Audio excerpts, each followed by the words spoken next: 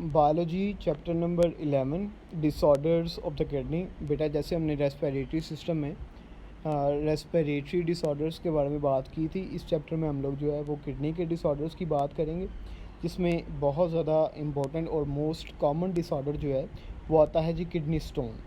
बेटा kidney stone इसमें आपने हेडिंग्स बना लेनी है, लॉन्ग क्वेश्चन में जो रिलेटेड शॉर्ट क्वेश्चन होंगे वो भी फिर साथ में हो जाएंगे।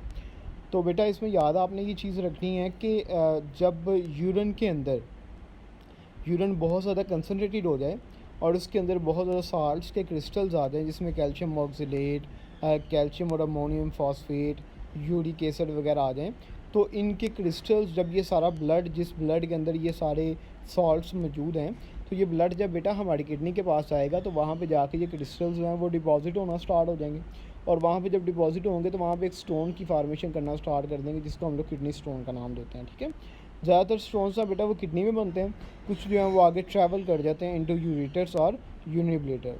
उसके बाद ये हेडिंग दे देनी है आपने कॉजेज़ की। कॉजेज़ में आपने बताना है बेटा जो मेजर कॉज है किडनी स्टोन का वो है जी एज, डाइट, ठीक है, जिसके अंदर ग्रीन वेजिटेबल्स हैं, सॉल्ट्स हैं, विटामिन सी डी अगर ज़्यादा हैं तो किडनी स्टोन हो सकता है। उसके बाद recurring urinary track infections, less intake of water and alcohol consumption, ये इसके सारे के सारे कॉजेज़ हैं। फिर आगे सिम्टम्स इसकी आ जाती हैं। सिम्टम्स बेटा ये हैं किडनी स्टोन की कि बहुत ज़्यादा पेन होती है जी किडनी के अंदर, पेट में पेन होना स्टार्ट हो जाती है, वोमिटिंग स्टार्ट हो जाती है, और फ्रिक्वेंट यूरिनेशन, बहुत ज़्यादा जो है ना वो यूरिनेशन होना स्टार्ट हो जाती है, और fuel smelling urine with the blood and पस। और उसके बाद बेटा जो यूरिन है उसके अंदर ब्लड और पस, रेशा और खून वगैरह जो है वो भी आना स्टार्ट हो जाता है। उसके बाद बेटा इसका ट्रीटमेंट हम लोग किस तरह से कर सकते हैं किडनी स्टोन्स का।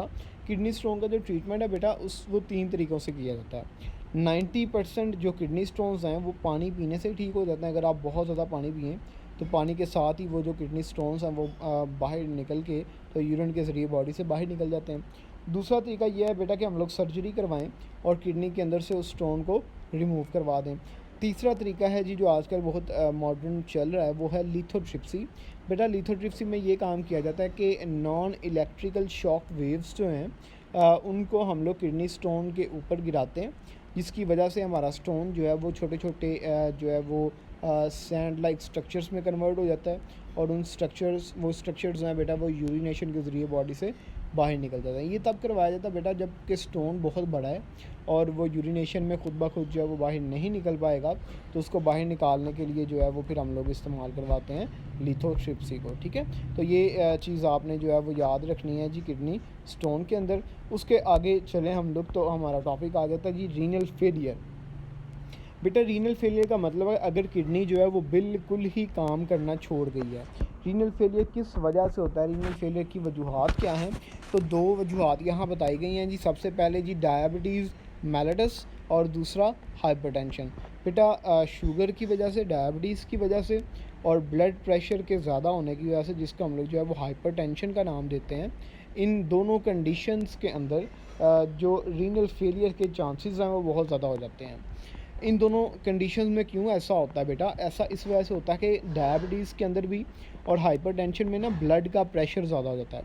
हम लोगों ने पढ़ा था कि ग्लोमेरुलस में ब्लड का प्रेशर बहुत ज़्यादा होता है और वहाँ पे प्रेशर फिल्ट्रेशन होती है। तो जब ब्लड का प्रेशर नॉर्मली बॉडी का बहुत ज़्यादा हो गया तो किडनी का उससे भी ज़्यादा हो जाएगा, जिसकी वजह से जो ग्लोमेरुलस की कैपिलरीज़ हैं वो फटना स्टार्ट हो जाएंगी, और वो जब फटेंगी बेटा तो हमारी जो नेफ्रॉन है वो डिस्ट्रॉय हो जाएगी और किडनी का स्ट्रक्चर जो है वो ख़त्म हो जाएगा। इसकी जो सिम्टम्स हैं बेटा किडनी फेलियर की वो ये हैं जी high level of urea, blood के अंदर यूरिया ज़्यादा रहता है क्योंकि ब्लड को साफ़ करने वाली कोई चीज़ मौजूद नहीं होती। Other waste in the blood which can result in the vomiting, nausea, ठीक है, वॉमिटिंग होना स्टार्ट हो जाती है। उसके बाद वेट लॉस होना स्टार्ट हो जाता है, फ्रिक्वेंट यूरिनेशन होती है, और यूरिन के अंदर जो है वो ब्लड भी बहुत ज़्यादा आना स्टार्ट हो जाता है। Excess fluid in the body may cause also cause the swelling of the legs, feet face and shortness of the breath.